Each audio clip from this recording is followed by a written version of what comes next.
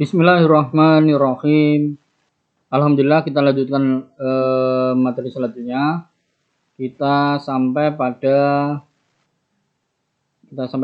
nutrisi dan ritme harian. Teks klasik merekomendasikan makanan harus selalu diambil pada waktu yang tepat. Hal ini membuat mereka lebih mudah dicerna. Dan selanjutnya, yang Qi meningkat sekitar tengah hari, ketika siang hari, dan melemah saat matahari terbenam. Oleh karena itu, makanlah sarapan yang sehat, makan siang kecil, dan makan hemat di malam hari, sore atau malam.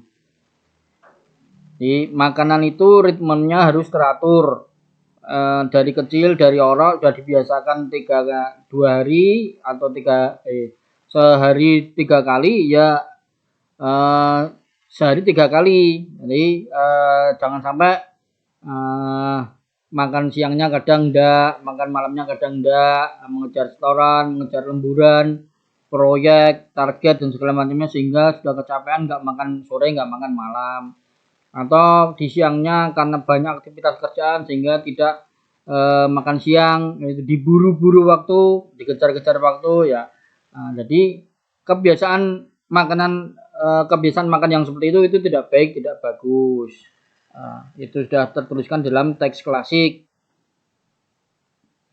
Nah, kemudian yang benar adalah makan pagi itu harus wajib sarapan, tidak boleh tidak. Nah, kemudian makanan yang sehat, kuantitinya tercukupi, 50 sampai 80% biji-bijian,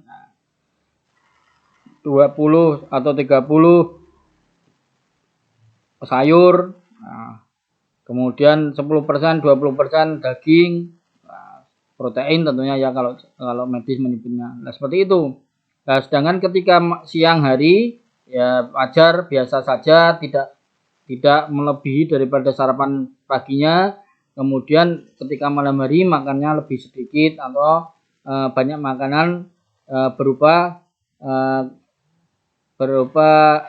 asupan yin, karena memang sudah masuk waktunya matahari terbenam, itu melemahkan energi yang tubuh kita, sehingga kalau dibebani makanan yang berat-berat, nasi goreng babat, iso dan segala macam 2 porsi, nah itu kan bahaya nanti.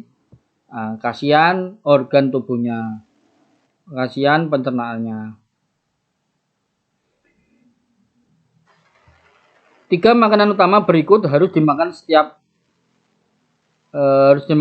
hari dan pada waktu yang hampir bersamaan. Jadi itu dirutinkan sehari 3 kali.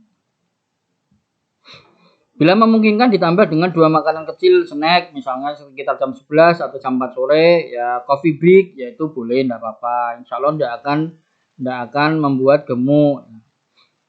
Nah, sarapan karena perut berada pada kapasitas pencernaan yang optimal antara jam 7 sampai jam 9 pagi, itu jam organnya limpa lambung. Nah, jadi yang bagus wajib harus sarapan. Makan pagi harus banyak dan menguatkan. Makan pagi harus yang mewah, yang bergizi, yang bernutrisi, dan unsurnya banyak unsur yangnya karena akan menguatkan tubuh.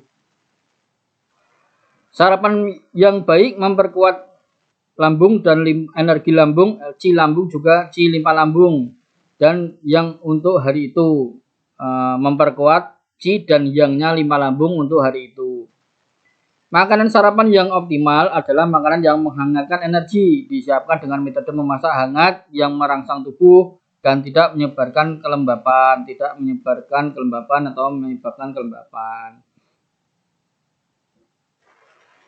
Direkomendasikan baiknya awal yang ideal untuk hari yang baik dimulai dengan bubur biji-bijian yang dimasak hangat.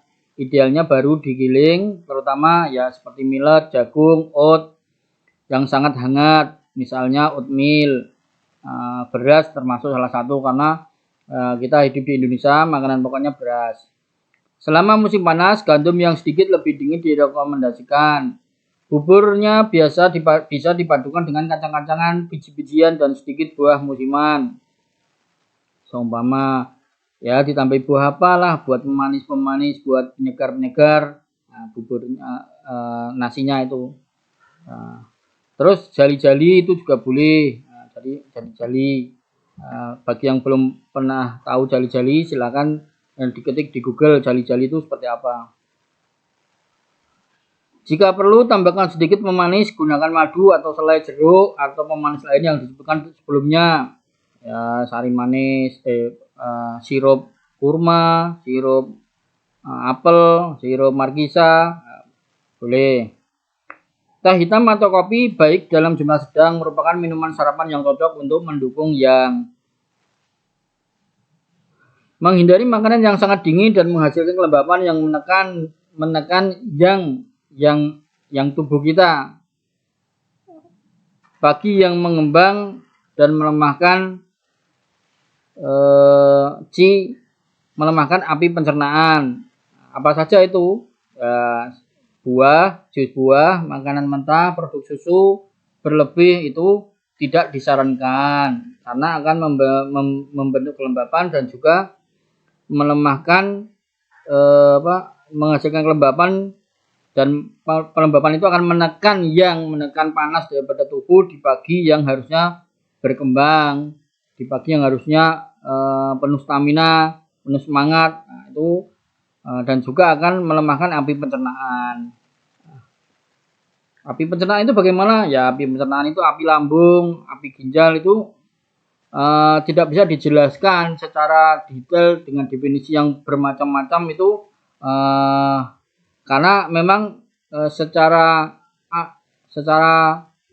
harafiahnya, secara faktanya itu memang tidak ada, apinya tidak ada, kan, tetapi sama TCM itu diyakini dan dipercayai memang lambung itu memiliki api, makanya disebut pembakar tengah, cio tengah. Ya, seperti itu. Kalau di atas api jantung, pembakar atasnya jantung. Kalau di bawah, cio bawah, apinya di ginjal. Catatan: produk susu boleh cocok dikonsumsi dalam jumlah sedikit jika limpanya memang bagus. Kalau tidak, mereka terlalu dingin secara energi dan dapat dengan mudah menyebabkan kelembapan atau dahak.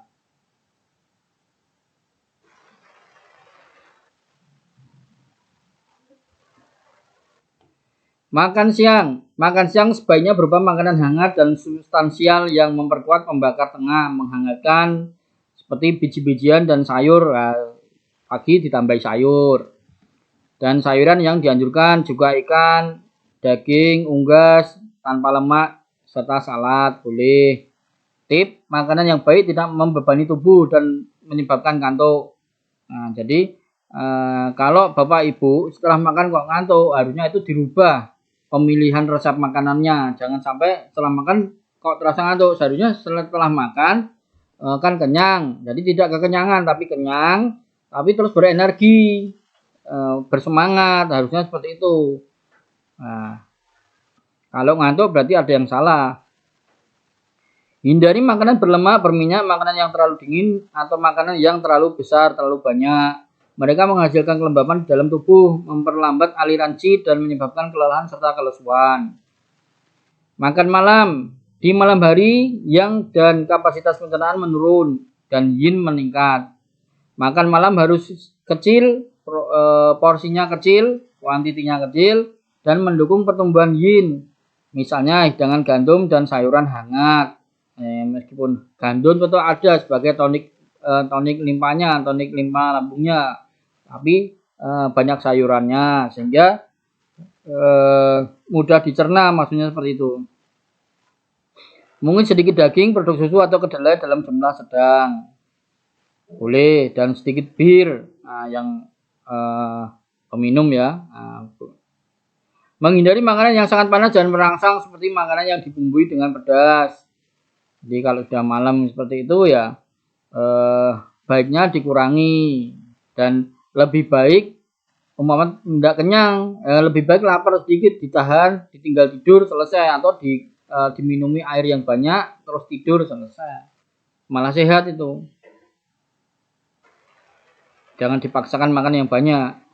Tip, makanan mewah di malam hari membebani limpa lambung yang secara alami lebih rendah di malam hari. Jadi secara alaminya limpa lambung itu kalau sudah malam dia melemah menurun. Jadi itu bagian daripada prinsip yin dan yang. Jadi pagi siangnya itu yang, kemudian sore malamnya berubah menjadi yin, sehingga kemampuannya juga akan berbeda. Nah, karena memang jam organnya sendiri jam organ jam 7 sampai jam 9. Seringkali makanan seperti itu menyebabkan penambahan berat badan, mual, kembung, dan gangguan tidur. Orang dengan masalah berat badan tidak boleh makan sama sekali setelah jam 6 sore saat organ pencernaan berada pada kondisi paling lemah. Nah, itu guys. Jadi bahkan ada yang orang makan sampai 4 kali, jam 9, jam 10 malam itu malah makan. Katanya lapar. Lah itu kebiasaan-kebiasaan diet yang tidak benar itu begitu. Ya lebih baik ya tidur aja kalau nggak ada kegiatan, kalau nggak bisa tidur baca Al-Quran kalau yang muslim ya kan, itu nanti lama-lama terkantuk-kantuk ya itu bisa tidur dengan sendirinya tanpa harus makan dulu ya. Yang kedua, prinsip orang Islam itu tidak memperkenankan ketika kenyang tidur. Nah, jadi yang bagus ya perut kosong tidur. Nah, ketika mau tidur malah makan. Orang ketika mau tidur malah makan itu ya yang tidak benar.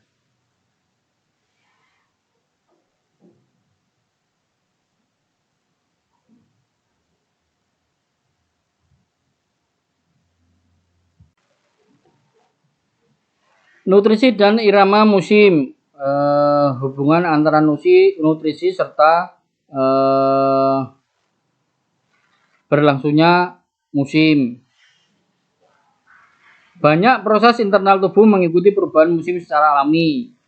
Dengan mengembangkan kebiasaan makan dan memilih makanan yang selaras dengan musim, kita dapat mengintegrasikan diri ke dalam ritme ini secara alami. Jadi selaras harmoni dengan pengaruh daripada musim. Karena kalau tidak selaras, tidak harmoni, tentunya akan jatuh sakit. Dietetika Cina memandang ini bermanfaat untuk mempromosikan meningkatkan aliran qi alami, mengkompensasi efek cuaca dengan mencegah potensi perkembangan gangguan. Nah, itu fungsinya seperti itu. Jadi menyelaraskan dengan supaya harmoni, selaras dengan cuaca, dengan iklim, untuk supaya bisa mencegah potensi sakit, gangguan sakit, atau berkembangnya gangguan penyakit, biar tidak tambah sakit, tentunya seperti itu. Tips, memilih makanan lokal dan musimnya adalah saran yang baik dan mudah diikuti. Jadi kuncinya adalah bagus makanan lokal dan sesuai musim yang sesuai musim yang ada pada saat itu. Seumpama buah-buahan ini yang tergantung dengan musim ya. Biasanya bulan-bulan Desember ini kan itu musimnya apa? Musim rambutan dan durian. Nah, di situ ada rambutan itu yang dingin, durian yang panas. Kalau polanya dingin ya bagusnya makan durian, kalau polanya panas bagusnya makan rambutan. Nah, itu sederhananya seperti itu.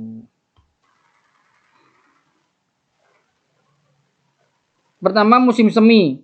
Musim semi adalah musim awal yang kecil dan ditandai dengan pertumbuhan, pergerakan, dan ekspansi. Qi tubuh mengalir kuat lagi dan berusaha untuk berkembang dengan bebas. Makanan selama musim ini harus melengkapi qi, membiarkannya bebas dan mendukung fungsi limpa dan liver. Makanan musim semi yang direkomendasikan, makanan yang sedikit menghangatkan dengan gerakan mengangkat, yaitu adas, nasi, gandum, sorghum, mungkin rasanya pedas, bawang putih, paprika, jahe. Jika terjadi akumulasi kelembapan yang tersisa dari bulan-bulan yang lebih dingin. Jadi sebelumnya musim semi itu kan musim dingin ya kan. Jadi untuk menghindari itu sisa-sisa kelembapan ketika musim dingin, dingin itu kan temannya lembab. Nah, itu lebih bagus, lebih baik jika ada sedikit rasa-rasa pedas. Rasa asam karena mereka menstabilkan yin liver dan dapat mengatur yang liver atau menaikkan yang liver. Makanan dari unsur kayu berwarna hijau dengan energi netral dingin atau hangat seperti teh hijau, bayam, seledri, sedikit lebih banyak makanan mentah dan cambah itu yang bagus.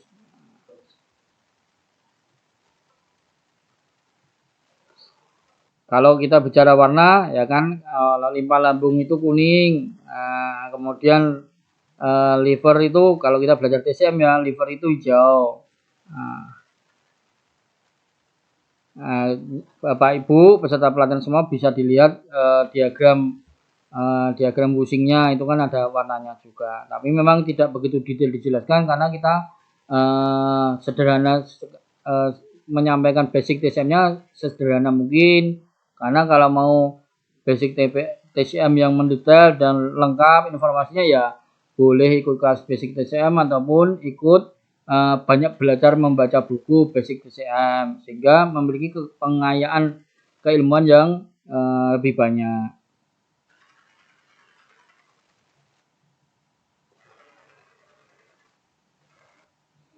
Makanan dari unsur kayu berwarna hijau dengan energi netral, dingin atau hangat, teh hijau, bayam, seledri, dan sedikit lebih banyak makanan mentah dan kecambah.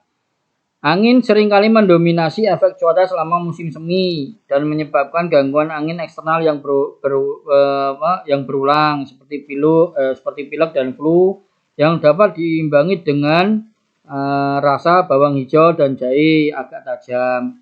Menghindari makanan yang sangat panas dan berlemak karena menghalangi qi liver dan rasa asam berlebihan.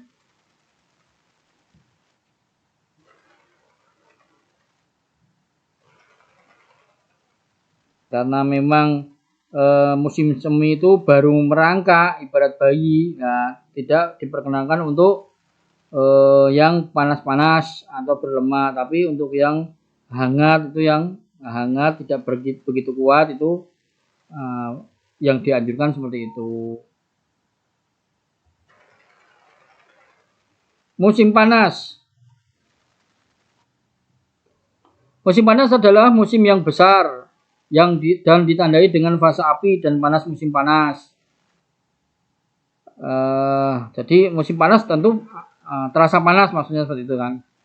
Panas memakan cairan tubuh dan membahayakan yin. Dianjurkan untuk mengambil dalam dominasi pendinginan, kelembapan menyediakan kelembapan, juga menyediakan makanan yin, makanan yang berunsur yin untuk membubarkan panas atau mengimbangi panas dan membangun cairan tubuh, yaitu rasanya pahit sesuai dengan fase api. Sebagaimana sebagian besar makanan pahit, dingin, serta pahit dingin dalam jumlah sedang harus dikonsumsi selama musim panas. Direkomendasikan makanan musim panas adalah buah atau jus buah, apel, lemon, kiwi, melon, jeruk, pir, nanas, jeruk keprok, dan lain-lain. Nanti ada di daftarnya. Makanan pendingin adalah mentimun, bayam, tomat, serta lebih banyak makanan mentah, salad, yogurt, gandum, barley, teh hijau, hitam, atau bahkan lebih baik air mineral, bir gandum, kerang, kelinci, seperti itu. Jadi termasuk kalau musim panas itu banyak minum air supaya tidak kehilangan cairan. Tips, orang Cina telah merekomendasikan teh hijau sebagai minuman yang ideal selama musim panas, selama berabad-abad. Ini menyebarkan panas musim panas dan dapat mengeluarkan racun, mendetoksifikasi, mendinginkan api jantung, menenangkan pikiran, menghilangkan panas dari hati dan kantong empedu, dan meredakan perut serta paru-paru. Ya, meredakan lambung dan paru-paru. Ketika lambung ikut panas, paru-paru ikut panas, nah itu bisa diredakan dengan minum teh hijau.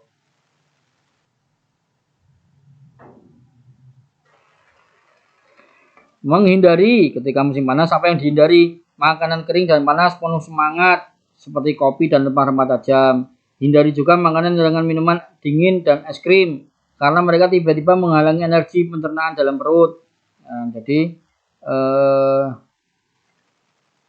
energi pencernaan dalam lambung. Jadi, pernah ingat semasa muda mungkin 20 tahun yang lalu ketika panas-panas kemudian minum es dan pada saat itu kita pada saat bekerja senang-senang dan sambil bergurau bercanda-canda, tapi besoknya langsung mendengar teman saya tuh masuk rumah sakit karena radang tenggorokan, sudah tidak bisa bicara, badannya panas, nah seperti itu.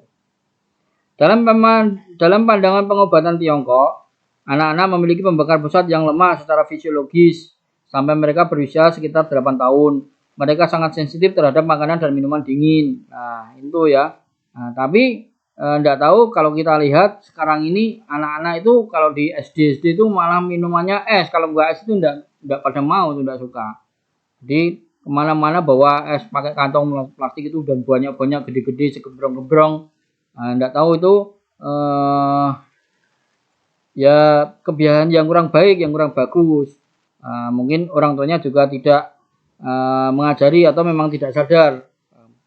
Apalagi di sekarang ini kondisinya kita hidup itu dilenakan dengan program BPJS. Sedikit-sedikit periksa dokter rumah sakit nggak bayar, nah itu dipakai terus. Jadi semacam kayak disuruh sakit sebenarnya itu malah. Sakit, periksa, jadi semuanya dapat duit semua. Gitu. Orang rumah sakit, orang kesehatan dapat duit karena kita periksa, yang bayar pemerintah, nah kita membayar iurannya, pokoknya malah menurut saya kurang bagus, tidak mendidik orang untuk berjuang untuk sehat itu bagaimana, tidak mudah sakit itu bagaimana, jarang sakit itu bagaimana, kuat itu bagaimana, kekebalan tubuhnya seperti itu malahan. Nah, coba jenengan lihat tuh, ada es berwarna hijau, kuning, biru, bahkan ungu, macam-macam itu diminum sama anak-anak kita yang SD itu. Ya. Pada saat itu tidak masalah sih, tidak masalah. Tapi nanti, mohon maaf, tuanya, dewasanya mereka akan ringkih. Ringkih itu apa ya? Tidak kuat, staminanya tidak bagus, mudah sakit lah. Sekolah SMA sedikit-sedikit izin karena sakit, nah, seperti itu. Gejala diare dan muntah mendadak sering di musim panas setelah berenang ekstensif, dingin eksternal dikombinasikan dengan es krim dan minuman dingin. Nah, setelah itu besoknya muntah-muntah, diare, badannya panas, nah, itu tadi karena salah di apa ya, kebiasaan makannya itu tidak benar atau salah. Ya seharusnya kayak saya sendiri punya prinsip, saya itu di rumah ada kulkas tuh nggak dipakai buat minum memang. Jadi sudah membiasakan untuk minum herbal, minum hangat. Ya kadang-kala ya, anak-anak itu yang dablek-dablek itu. Dablek itu apa ya? Susah diberitahu. Yang suka minum es, kalau di rumah tidak bikin es, di sekolahan, di tempat belajarnya, di tempat pengajiannya di masjid minum es, susah dibilangi. Nanti kalau dikasih tahu es itu tidak bagus gini, dia mencari informasi untuk mengotor orang tuanya, cari keilmuan dari internet yang menyuguhkan blog-blog atau video atau YouTube yang menyuguhkan diketik es tidak apa-apa saat haid, nah gitu nanti dia bisa jawab seperti itu. Nah, ya, tidak tahulah memang sekarang ini sebagai orang tua cukup berat tanggung jawabnya ya. Nah, kemudian kalau sudah terjadi seperti itu ya terapi nutrisi, teh hadas dan remah-remah. Sudah sakit, sudah diare, ya itu kemudian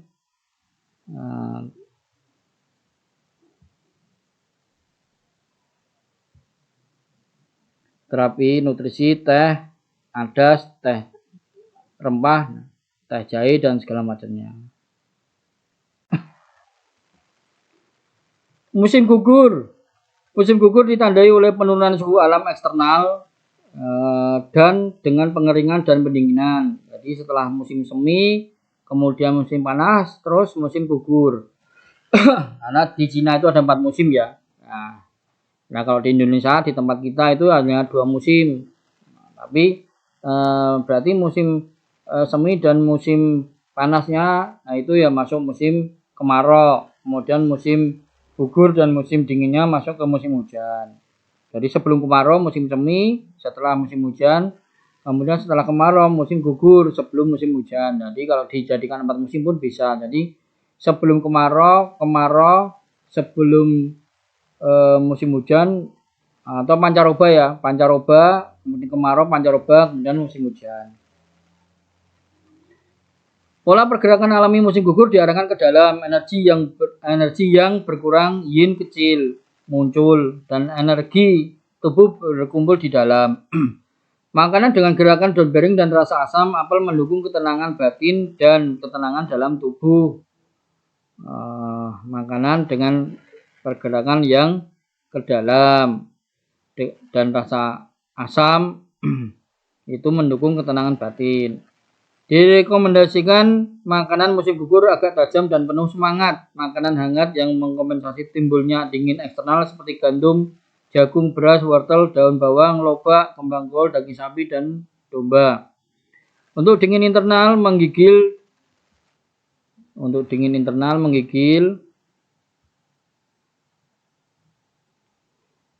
Dan awal pilek, rasa tajam bawang putih, kayu manis, cabai, jahe, dan bawang merangsang sirkulasi energi dengan cepat membawa energi pertahanan ke permukaan. Nah, itu kalau ada dingin internal. Untuk kelembapan eksternal, makanan hangat dan kering harus digunakan untuk mendukung pembakar tengah dan paru-paru, rempah-rempah tajam untuk mengusir gangguan kelembapan dan dahak. Nah, musim gugur ini sudah mulai hampir dingin ya, hampir dingin, mau dingin ya. Jika kekeringan mendominasi, makanan lembab seperti pir, tahu, kacang, kacang tanah itu boleh diberikan.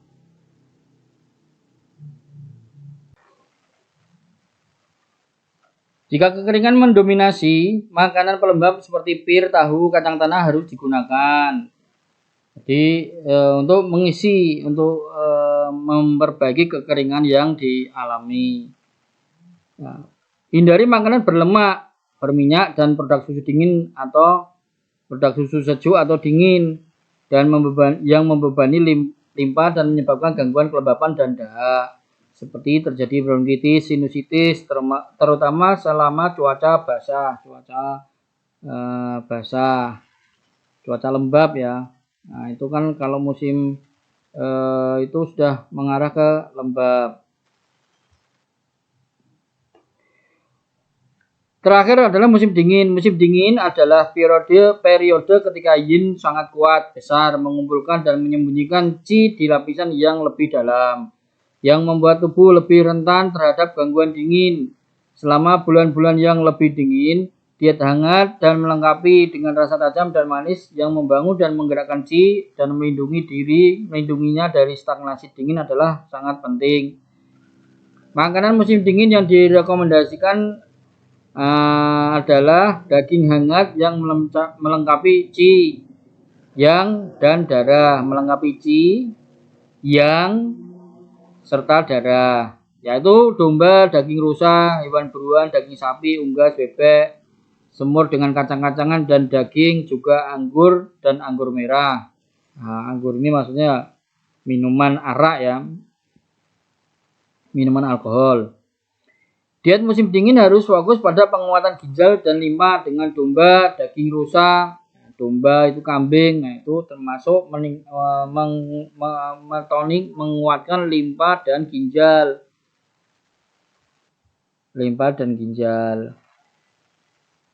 Udang, minuman beralkohol tinggi, rempah-rempah tajam, adas manis, adas bintang, cengkeh, teh dengan rempah-rempah, adas, daun bawang, kenari, chestnut, wijen hitam.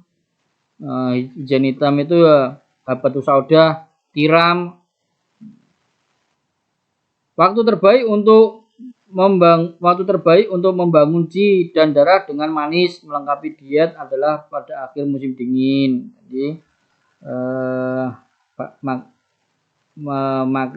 makan tidak sekedar pedas tajam seperti rempah-rempah, jahe dan segala macamnya itu, tapi salah yang baik, yang bagus juga makanan dan minuman dengan rasa manis untuk meningkatkan, membangun energi dan darah. Li Xijin pada masa dinasti Ming merekomendasikan konsumsi alkohol dalam jumlah sedang, tetapi secara teratur dan dalam jumlah yang tepat. Satu kecil-kecil itu kan, satu cangkir kecil-kecil. Minuman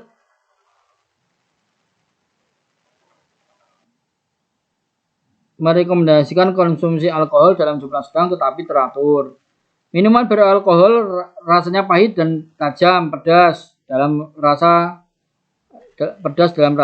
panas di dalam termal. Ketika dikonsumsi secara teratur dan dalam jumlah yang tepat, alkohol mengatur aliran darah, meningkatkan sirkulasi qi dan merangsang pikiran dan menghangatkan tubuh. Nah, itu kalau di barat ya, Eropa. Itu kalau di Cina arak, ciu, nah, seperti itu. Nah, kalau kita di Indonesia 90% muslim, nah, jangan kalah akal ya, nah, bikin bir peletok. Nah, jadi bir peletok itu kalau Raja Jawa di Jogja itu Sultan Hamengkubuwono menciptakan minuman sehat berenergi. Dulu konon sejarah ceritanya Hamengkubuwono itu diajak minum para kolonial itu. Para kolonial itu tidak mau karena dia muslim kan, tidak mau, sudah tahu hukumnya haram. Saya punya minuman sendiri, apa itu? Bir peletok. Bir peletok warnanya merah, merahnya bagus, sehat, alami, herbal dari kayu secang, menambah darah, menambah energinya dari cengkeh, dari jahe, dari kapulaga dan segala macamnya. Diminum ya langsung kemeringat, diminum langsung hangat. Ada sebuah kata peringatan, semua hal baik dalam jumlah sedang. Jadi baik tapi tetap terukur. Tapi kalau terlalu banyak ya ternyata nanti efeknya tidak menjadi baik, bahkan menjadi tidak baik.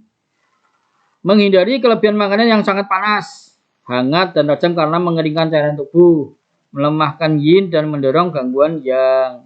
Jadi tetap saja dalam ukuran yang tepat, tidak boleh sambal 1 sendok cukup, masak 1 cobek dihabiskan. Nah, tidak seperti itu. Nah, itu tidak bagus. Bahaya karena apa? Terlalu panas dan terlalu tajam, hangat, panas, tajam, sehingga nanti efeknya akan mengeringkan cairan tubuh.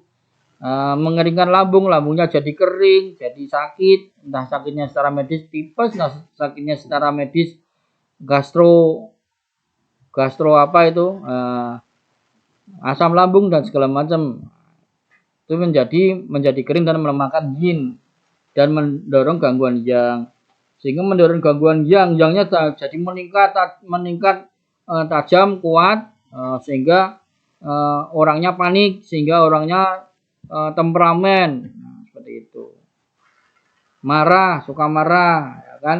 Contohnya apa? Kalau orang peminum itu, orang minum alkohol yang banyak itu kan pemarah tuh, pulang-pulang nggak bawa uang, istrinya ditempeleng, anaknya dipukul, nah seperti itu. Jadi yangnya itu terganggu, tidak bisa normal.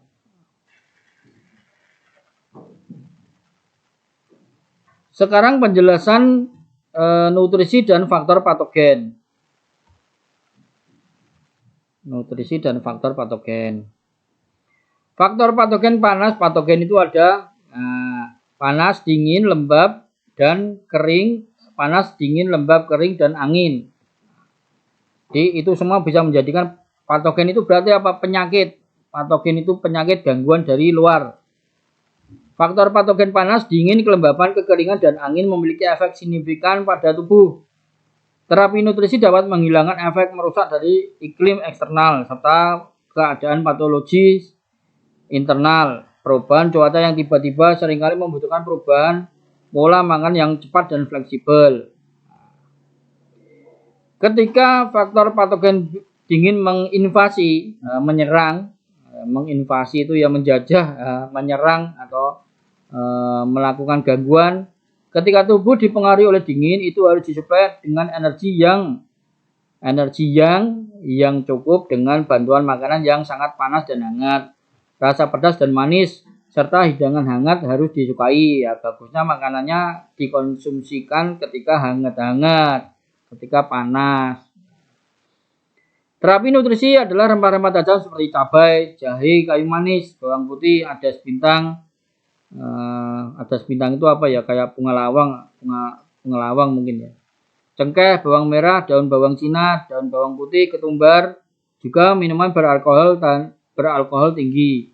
Anggur, minuman beralkohol seperti minuman rum panas dan rempah-rempah yang mirip dengan rum.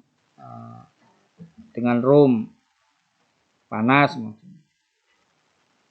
Nah, ini rum itu ya cuman bahasa saja, tapi intinya sama seperti alkohol panas. Jadi kita itu jadi orang jadi muslim itu harus tahu masuk restoran, wah keren, teman-temannya minum rum. Nah, rum itu apa? Keren, dipesan. Ternyata enggak tahu kalau rum itu adalah alkohol.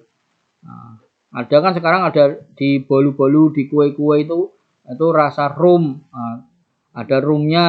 Nah, itu meskipun rumnya hanya 1 sendok kecil saja ya enggak boleh, haram hukumnya. Nah, lebih bagus kalau cuman kalau kita bicara kue lebih bagus ada aroma rempah herbalnya seperti apa? Cengkeh, seperti roti khas asli Semarang yang disebut ganjelrel. Nah, ganjelrel, nah, bahasa Belanda kan dulu Semarang termasuk jajahan Belanda. Orang Belanda menguasai kota Semarang itu ada yang membuat roti dengan rasa rempah-rempah cengkeh. Mereka memberikan nama dengan nama yang keren, spekuk. Nah, kemudian kue itu diberi gula aren, kemudian ditaburi wijen. Wah, masya Allah. Nah, nanti dengan peserta pelatihan yang orang Semarang, silakan dibeli ganjelrel, atau yang mau piknik atau pergi ke arah kota mampir ke Semarang, silakan nanti mampir ke rumah saya, tak belikan ganjelrel supaya jenengan tahu ganjelrel. Nah, rotinya itu besar, makanya sebenarnya namanya memang bahasa Belandanya ganjelrel gitu, tapi di lidah orang Jawa jadi ganjelrel. Dikirain itu balok kayu jalan kereta itu, rel kereta itu ganjelrel, padahal genjrel gitu. Memasak dengan alkohol, teh dengan rempah-rempah, gandum dan herbas, gandum, adas, domba, daging rusa, itu direkomendasikan terapi nutrisi untuk melawan invasi patogen dingin. Sekarang patogen panas.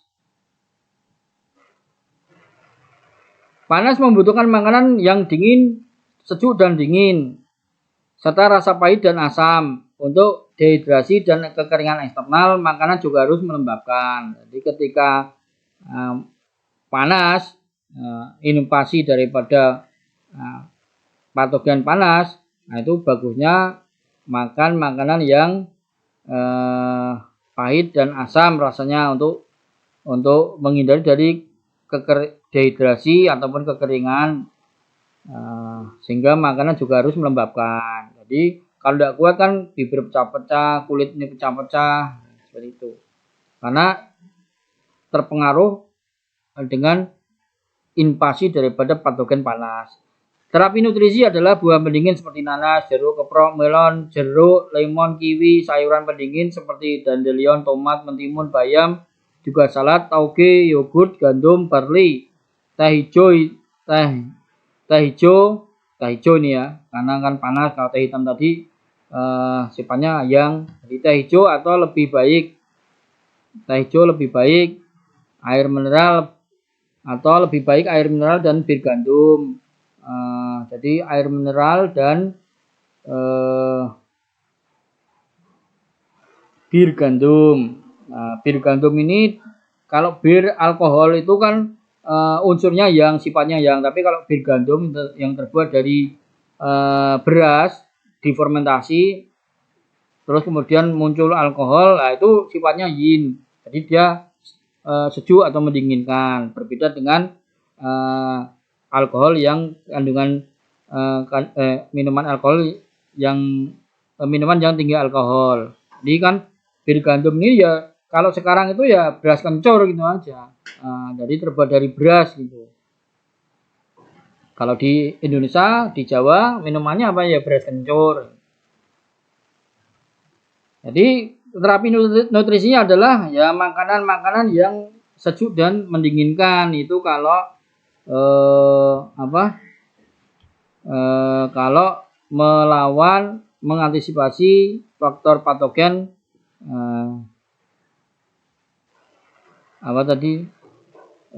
faktor patogen dingin ya, dingin.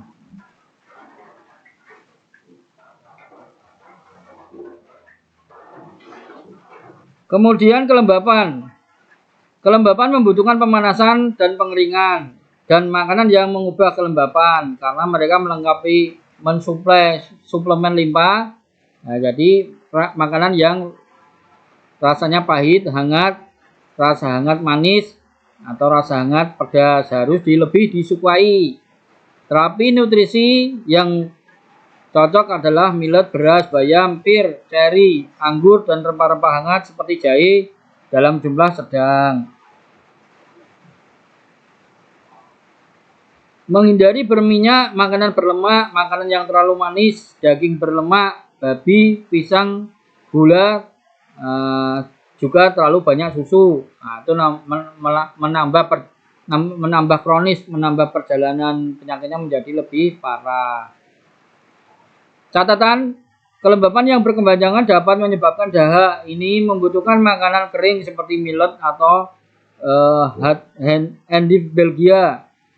Hati Handy Belgia itu jenengan coba ketik di Google Handy Belgia itu seperti apa? Itu sayuran ya semacam kayak sawi mungkin ya, sawi atau salad, tapi dia itu bersifat kering.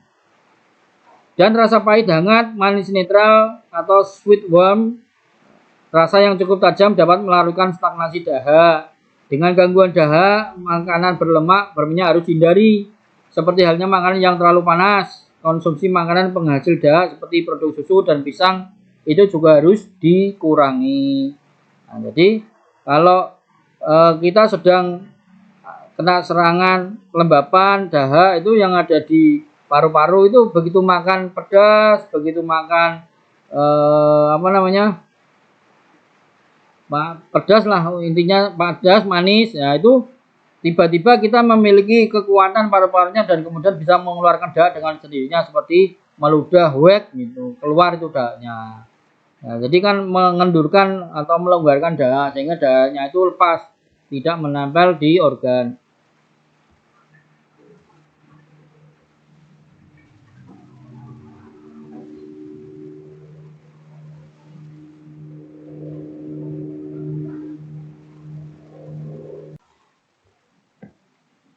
Lanjut, yaitu kekeringan. Jadi patogen kering, invasi patogen kering. Kekeringan membutuhkan makanan yang meningkatkan cairan, melembabkan dan menyegarkan sayuran.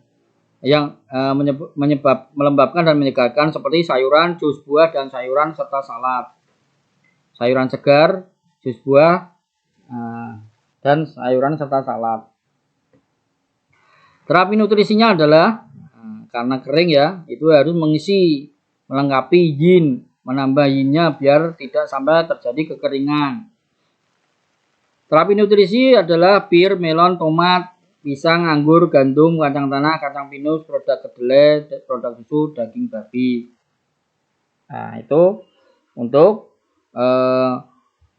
mengantisipasi patogen kekeringan.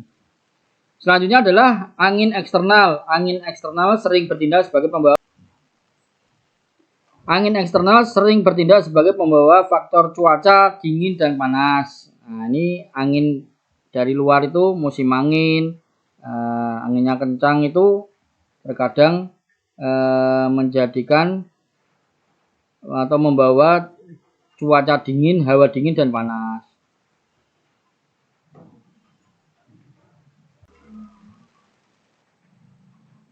Jadi seringnya membawa cuaca dingin dan panas. Angin dingin, terapi nutrisi nutrisinya adalah bumbu pedas seperti cabai, jahe, kayu manis, bawang putih dan daun bawang. Angin panas,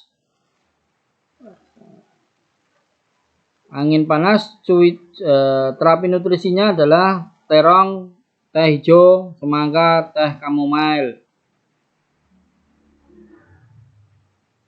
Kemudian angin internal. Kalau tadi kan angin eksternal itu dari luar, itu biasanya membawa hawa dingin dan hawa panas. Angin internal atau angin dalam memiliki karakter yang berbeda, atau pusing, tremor, sesak, penglihatan terganggu. Nah, angin internal itu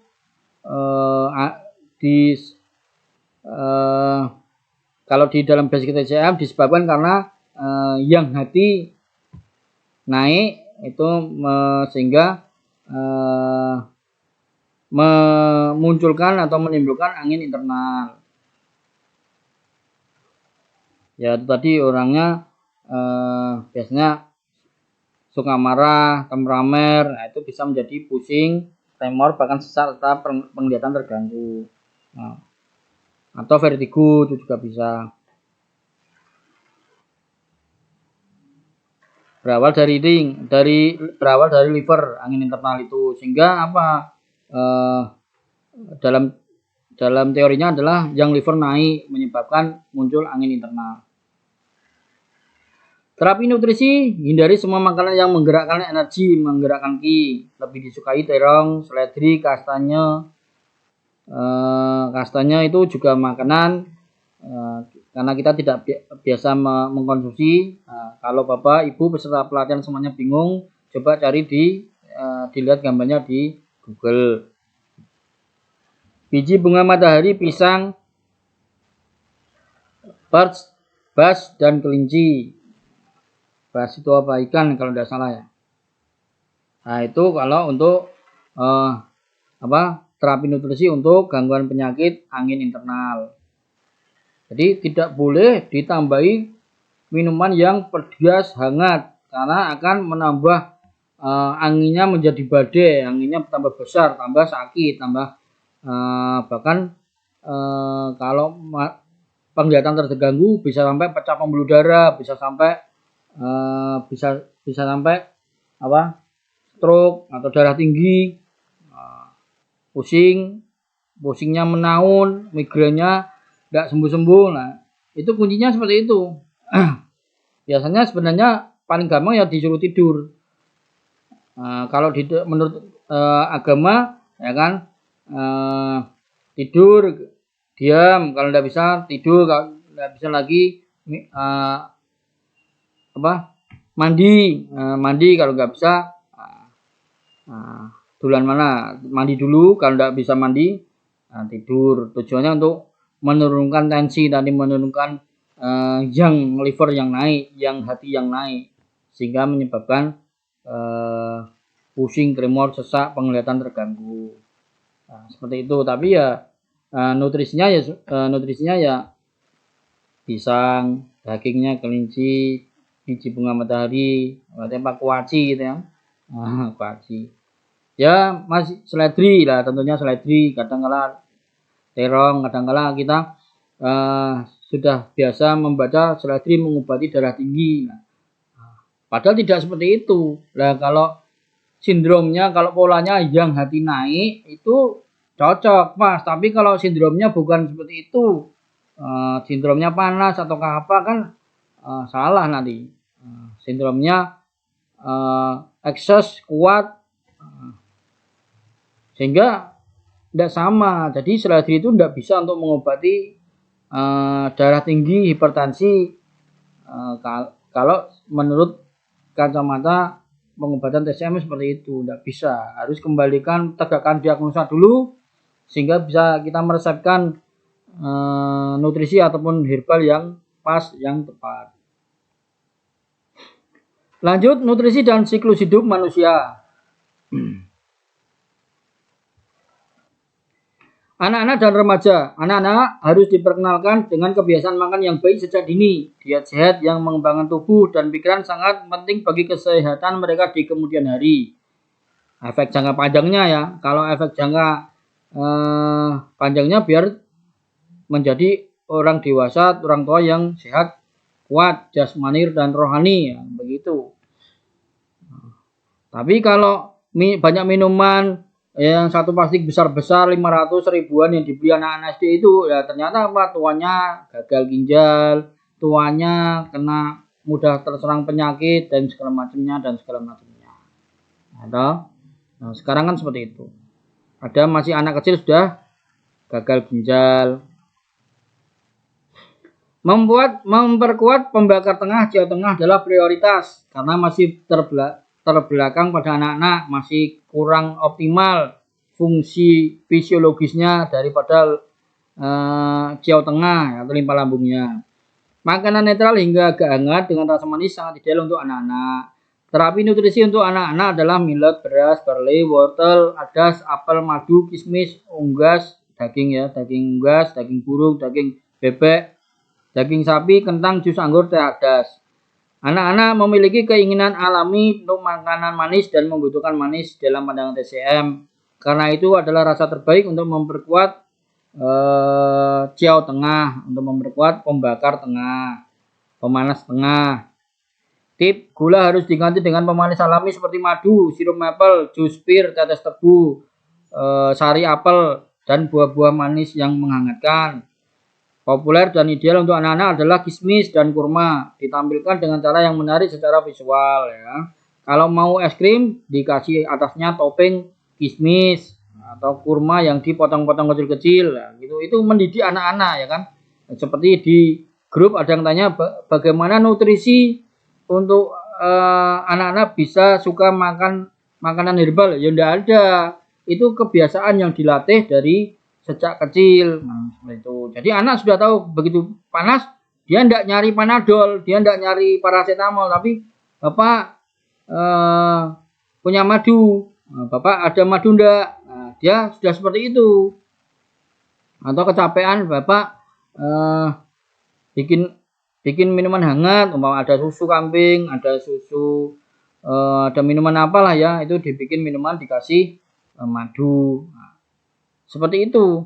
Jadi melatih dari sejak kecil. Menghindari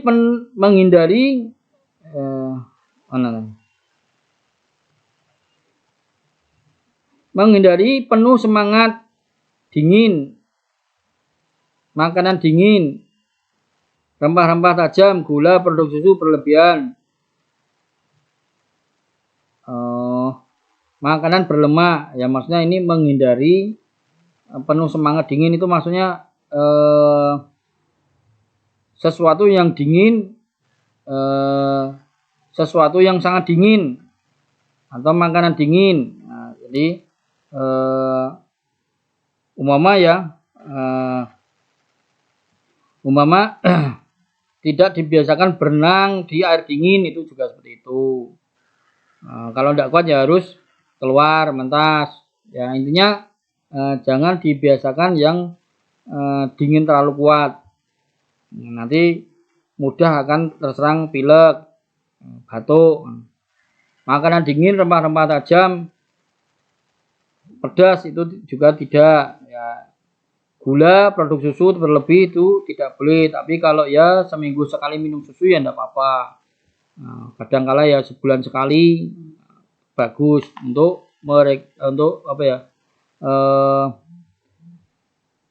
untuk meregenerasi lambung dan paru-parunya dan makanan berlemak. Nah, ini yang susah ini.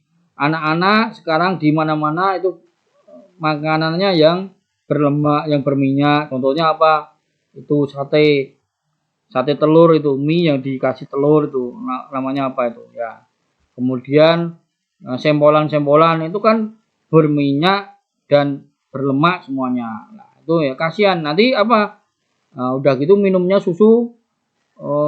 Cara berpikirnya orang tua salah. Minum susu biar sehat, tapi terus dikasih minum susu terus. Nah, akhirnya apa? Anak-anak zaman sekarang coba nggak ada yang memiliki tubuh atletis, nggak ada. Rata-rata itu gemuk, gempal, gendut, perutnya buncit. Nah, rata-rata seperti itu. Nah, coba jenengan survei, Bapak Ibu silakan kalau tidak percaya disurvei saja. Rata-rata ketika dipoto orangnya gemuk-gemuk. Diet penyembuhan sangat cocok untuk merawat anak-anak dengan gangguan yang sudah nyata, hiperaktif, alergi, sakit kepala. Nah, itu yang paling bagus adalah, yang paling cocok adalah penyembuhan yang sangat cocok adalah melakukan diet dan dapat ditoleransi dengan baik. Seringkali mengurangi asupan makanan atau zat tertentu dan perubahan pola makan adalah semua yang diperlukan untuk perbaikan yang langgeng pada anak-anak, perbaikan yang berarti, perbaikan yang benar, yang bagus pada anak-anak. Terapi nutrisi adalah juga penting untuk anak-anak bila dikombinasikan dengan metode penyembuhan lainnya. Nah, silakan sambil dipijat, sambil dituina, sambil dikerok, boleh. Sambil di sentuhan pengobatan terapi sentuhan boleh. Dewasa, selama fase tengah kehidupan umumnya semua makanan cocok. Ya, dewasa itu ya sudah menginjak setelah SMP, SMA sampai kuliah itu boleh kita katakan dewasa.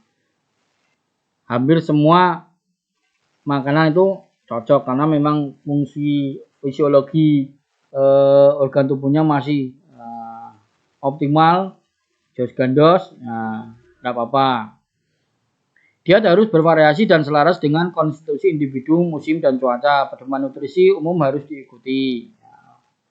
Nah, begitu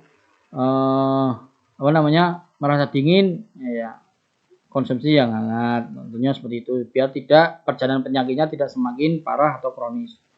Menghindari diet yang tidak seimbang dan kelebihan daging, makanan mentah, lemak, produk susu, dan kopi. Nah, ini kalau sudah dewasa kan seringnya nongkrong-nongkrong itu di kopi, makan bareng sama kawan-kawannya, kawan-kawan sekolah, kawan-kawan kuliah. Nah, itu biasanya sekarang steak, kalau ngerti KFC, saya nyebut merek ya, KFC, McDonald, lah itu seperti itu. Jarang suka yang pecel, itu jarang suka gado-gado, itu jarang. Kalau ini saya pun juga seperti itu. Kalau mampir makan ke ayam gitu ya anak-anak suka, seneng, semangat. Tapi kalau mampir ke pecel itu wah susah. Aras-arasnya kadang-kadang pecelnya itu ya sedikit, kadang-kadang nggak dimakan, ya dimakan cuma lauknya ayam atau telurnya itu seperti itu. Ya bagaimana lagi? Ya harus pintar-pintar kita saja. Terus ya sama ya, produk susu dan kopi. Tentunya kita memiliki alarm tubuh naluri, begitu banyak minum susu nggak enak ya jangan minum susu, begitu banyak minum kopi nggak enak ya jangan minum kopi, udah seperti itu saja.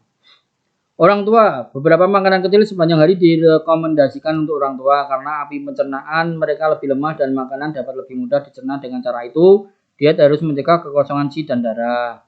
Ini mencegah kekosongan si dan darah, makannya itu porsinya kecil, kecil teratur. Kemudian kadangkala ketika waktu jeda itu jam 11, jam 3 sore boleh makan makanan kecil, snack itu boleh.